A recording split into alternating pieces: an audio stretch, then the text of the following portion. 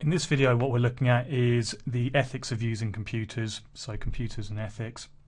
And we're going to look at two aspects of this. One of them is going to be to do with minority groups.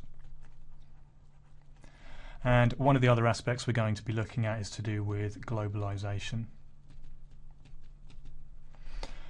So the first one of these, which is minority groups, that's looking at any group of people which is in a minority, so there's not so many of them within a country, a small group of people. And this could be anything. This could be people that speak different languages. This could be people who cannot read or write. It could be people who have some kind of disability. And so what we're looking when we're creating software or computer systems is, ethically, are we doing the best we can to help out people who aren't in the majority of our users? So for different languages, it might be that we provide translations within the software. For people who can't read and write or have difficulties with reading and writing, it might be that we provide icons or images. And for people with disabilities, it depends on the disability. So for example, if they have difficulties reading, their eyesight's poor, it might be that we have an option to change the text size. It might be that we have a text-to-speech system, or we have audio recordings. Equally, for people who have difficulties with their sight, it might be that we allow them to change the colours so that they have highly contrasting colours which make it easier for them to see. So this is all to do with disabilities. And this is one aspect of ethics. Another aspect of ethics is to do with globalisation. Globalisation is the ability for us now to buy products, possibly in the UK, possibly abroad, but these will be shipped in having been produced abroad. Or it might be that we're having services now, so we phone up a company and we happen to get that service perhaps in India, maybe our products are made in China. That seems the most popular at the moment. And to illustrate one globalization situation, let's look at the UK and China, which is over here. So if you buy products here and they're made over in China, the chances are very high that they're made by a company called Foxconn.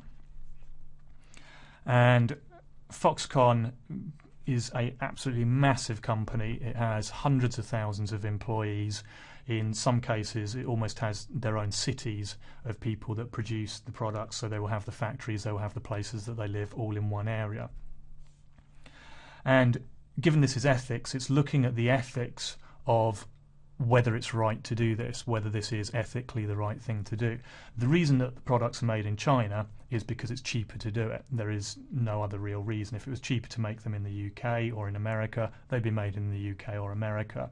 So the products are designed, let's take Apple, it will design its products over in America, and then those designs will get taken off to China, where they're produced, and then they're shipped all around the world. That might be to the UK, or it might be over back into America. And so if we look at this, there are good and bad points, if it were. There are ethical arguments both ways as to whether this is a good thing to do. On one side, if we look at 2010, this company Foxconn had certainly reported and claimed 14 suicides within the company. And it was claimed that the reasons for this were because of the working conditions, unpaid overtime, too many working hours, and the difficulties that pose for people. On the other side of it, though, we are looking at a company that was in China, not in the UK or America, and this was seen at the time as being less than the average for the country as a whole. So ethically, while there's an argument we should be doing these jobs where we have better conditions in the West, is it actually right that we take those jobs away from the East and China, where these people may have had even worse conditions than what they did get working in Foxconn? So very difficult ethical arguments for and against. Also, there is the argument that by shipping these products from China, we're taking jobs away from Western countries and sending them over into China, and these are jobs that could be done by unemployed people in our countries. And again, there is the question, should people in our countries have the jobs whereas the people in China are unemployed? There's also the question of whether those people would actually be having those jobs, whether they actually have the skills for them and they're actually being taken away, or whether in fact they can gain more skills and have jobs which are even better.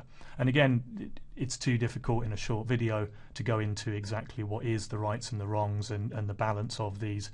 They're much greyer areas and much more difficult. But what you do need to have is some kind of awareness for the fact that there are globalization ethical arguments for and against what happens at the moment.